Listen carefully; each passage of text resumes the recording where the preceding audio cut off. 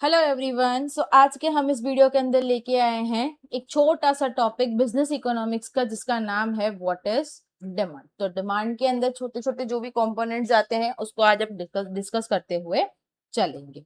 सो सबसे पहली चीज हमारे दिमाग में आती है कि व्हाट इज डिमांड। डिमांड चीज होती क्या है? तो डिमांड को हम लोग three things which are considered in demand. तो डिमांड के अंदर हम लोग क्या कर सकते हैं, तीन चीजों को क्या कर सकते हैं, कंसिडर कर सकते हैं। तो वो तीन चीजें कौन सी है?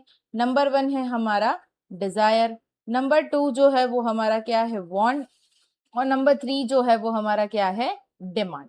तो डिजायर का मतलब क्या होता है, मेर अ विश। मेरा विश का मतलब क्या होता है कि सबको समझ दो कि आपको आपकी लाइफ में कोई एक बड़ी सी कार चाहिए। मान लो कि एग्जाम्पल की तरीके से आपने बोला कि मुझे लाइफ में जेगुआर चाहिए, राइट? तो जेगुआर खरीदने के लिए आपने इच्छा दिखाई कि हाँ मुझे वो चीज खरीदनी है, एक इच्छा है मेरी कि मेरी लाइफ में क्या होनी चाहिए, जेगुआर होनी चाहिए। तो उस चीज को क्या बोला जाता है, डिजायर बोला जाता है। Second thing is want. तो वांट का मतलब क्या होता है, विश प्लस एबिलिटी टू पे। तो विश तो आपने दिखा दी कि मुझे क्या चाहिए, लाइफ में जेगुआर चाहिए, तो उसके लिए खरीदने के लिए कुछ ना कुछ तो चाहिए। क्या चाहिए हमें? सबसे मेन थिंग मनी चाहिए, पैसा चाहिए।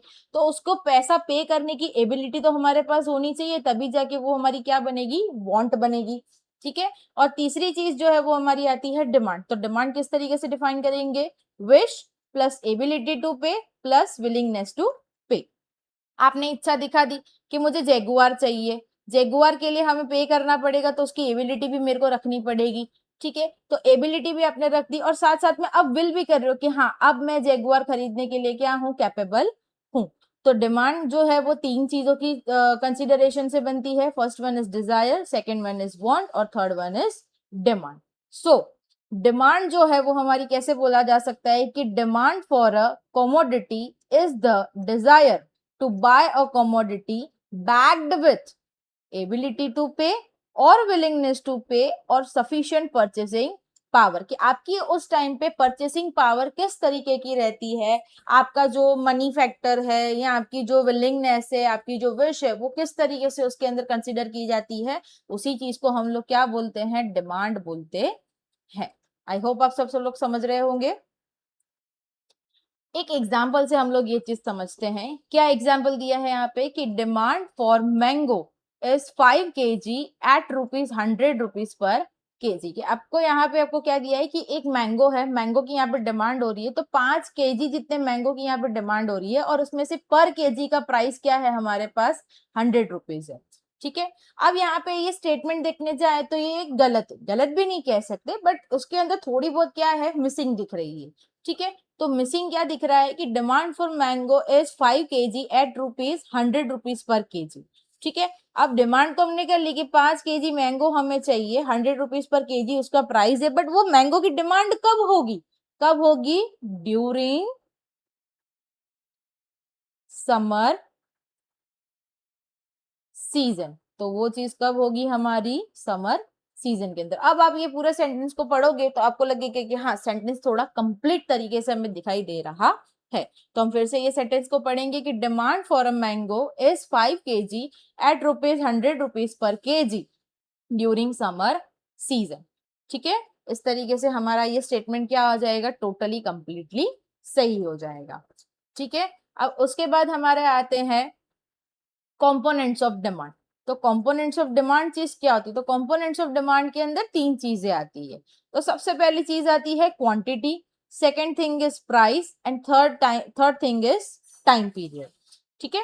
तो क्वांटिटी चीज क्या होती है कि जैसे हम कोई चीज के लिए डिमांड कर रहे हैं तो उसकी क्वांटिटी कितनी होनी चाहिए, how much things I will need for this demand, right? तो जैसे मैंने अब बोला कि जैगुआर मुझे मेरी लाइफ में चाहिए, तो जैगुआर का तो मैं इतना बड़ा क्या बोलते स्टॉक में तो करूंगी नहीं परचेसिंग, राइट? एक जैगुआर चाहिए, लाइफ में एक छोटी सी ख्वाहिश होती है, राइट? तो जैगुआर की कितनी क्वांटिटी मुझे चाहिए, सिर्फ एक ही क्वांटिटी चाहिए। तो हाउ मच से हम क्या कर सकते हैं यहाँ पे प्रेजेंट कर सकते हैं, कितना हम उसके अंदर डिमांड कर रहे हैं वो चीज बताई जाती है। सेकेंड थिंग इज प्राइस, कि जो वो जैगुआर खरीद रहे हैं तो एट व्हाट प्राइस, हम कौन सी ऐसी प्राइस पे खरीदेंगे कि जो हमारे लिए क्या होगा, अफोर्डेबल रहेगा, और हम इजीली उस चीज को क्या कर पाएंगे, परचेस कर पाएंगे, तभी वो चीज का क्या बढ़ेगा, वहां पे डिमांड बढ़ेगा।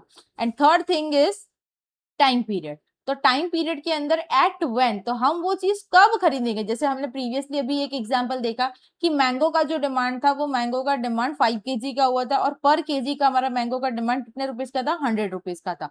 सो वो मैंगो जो है हम वो विंटर या मानसून में तो खरीदेंगे नहीं, क्योंकि उसकी सीजन क्या रहती है, सिर्फ समर की सीजन में ही वो चीज आती है। तो कौन से टाइम पीरियड पे वो चीज का डिमांड रहेगा, वो भी सबसे ज्यादा अलोकेट करना जरूरी रहता है। तो हमारा डिमांड का जो कंपोनेंट्स है वो 3 टाइप के रहते हैं। पहला है quantity, second is price and third one is time period. अब टाइम के हिसाब से मैं आपको दो चीजें और बाइफरकेट करना चाहूंगी कि टाइम जो होता है, डिमांड हमारी जो होती है वो दो तरीके की टाइम से हम लोग डिनोट कर सकते हैं। टाइम के अंदर हमारा दो टाइप का कंसेप्ट आता है, एक आता है हमारा स्टॉक कंसेप्ट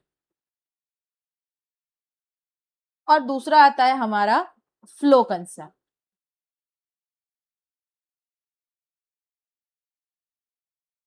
ठीक है, तो स्टॉक कंसेप्ट जो होता है वो पूरा क्या दिखाता है, टोटल दिखाता है। हमारा पूरा टोटल ही वहां पे क्या दिखाता है, टोटल दिखाता है। टोटल क्या चीज दिखाएगा हमें, टोटल हमें दिखाएगा पॉइंट ऑफ टाइम, कि कौन से पॉइंट ऑफ टाइम के ऊपर,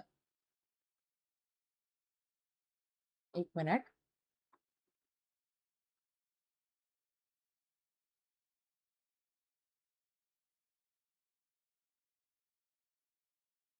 तो स्टॉक कंसेप्ट के अंदर हमें क्या दिखाएगा, टोटल पॉइंट ऑफ टाइम, कि हम कितने पॉइंट ऑफ टाइम के अंदर क्या कर सकते हैं, वो चीज को परचेस कर सकते हैं। ठीक है, और फ्लो कंसेप्ट जो होता है वो एक पीरियोडिकल बेस होता है, राइट। पीरियड वाइज हमें पता चलता है कि पीरियडिकली हमारी डिमांड उसके लिए किस तरीके से जा रही है। तो पीरियड ऑफ टाइम के हिसाब से अगर आपको यहाँ पे देखना हो, ठीक है, तो हम किसका इस्तेमाल करते हैं, फ्लो कंसेप्ट का इस्तेमाल करते हैं। सो हम इससे कंक्लूजन ये ला सकते हैं कि हमारा जो डिमांड है, वो डिमांड हमारा कैसा है, demand is a flow concept. क्योंकि अभी हमने ये कंपोनेंट पढ़ा, राइट, हमारा टाइम वाला पीरियड का ये हमने क्या पढ़ा यहाँ पे, अभी के अभी क्या पढ़ा, ये पॉइंट पढ़ा कि डिमांड जो है वो हमारा टाइम पीरियड के ऊपर बेस्ड रहता है, कि कौन से टाइम पे वो चीज की डिमांड रहेगी नहीं रहेगी। तो वो टाइम कंसेप्ट के बेस पे रहकर ही हम लोग क्या कर सकते हैं, यहाँ पे ये बाइफरकेट कर सकते हैं।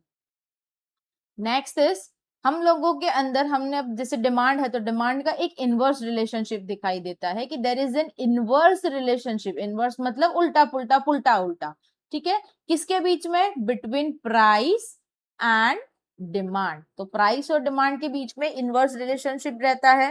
तो आप सभी जानते हैं कि प्राइस और क्वांटिटी डिमांडेड जो चीजें होती है उसके अंदर हमारा एक इनवर्स रिलेशनशिप रहता है। अगर हमारी किसी कॉमोडिटी की प्राइस क्या हो रही है, इंक्रीज हो रही है, तो डिमांड क्या हो जाएगी हमारी, टोटली डिक्रीज हो जाएगी। आज हमें जैसे समझ लो कि दो कॉमोडिटीज है, ठीक है, एक समोसा है और एक क्या है, पिज्जा है।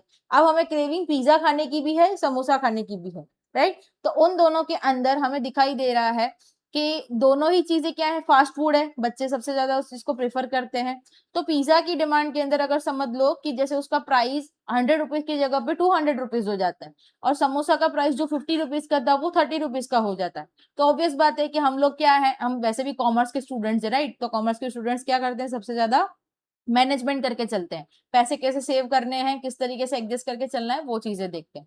तो अगर समोसा 30 रुपीज का उसको 50 का 30 रुपीज भी मिल रहा है, तो सबसे पहले वो क्या करेगा, उसी की ही डिमांड को ग्रैब करेगा। तो यहाँ पे जैसे ही उसका प्राइस बढ़ा, जैसे पिज्जा का प्राइस जैसे ही बढ़ गया, तो हमारी उसकी जो डिमांड थी वो क्या हो गई, डिक्रीज हो गई।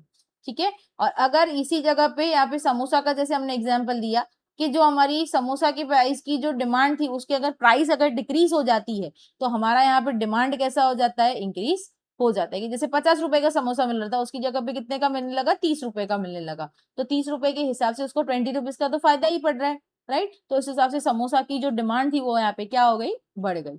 आई होप आप सबको समझ आ रहा होगा। ऐसे ही छोटे छोटे वीडियोस और कंसेप्ट के लिए आप मेरी चैनल को फॉलो करें, like share and subscribe. Thank you.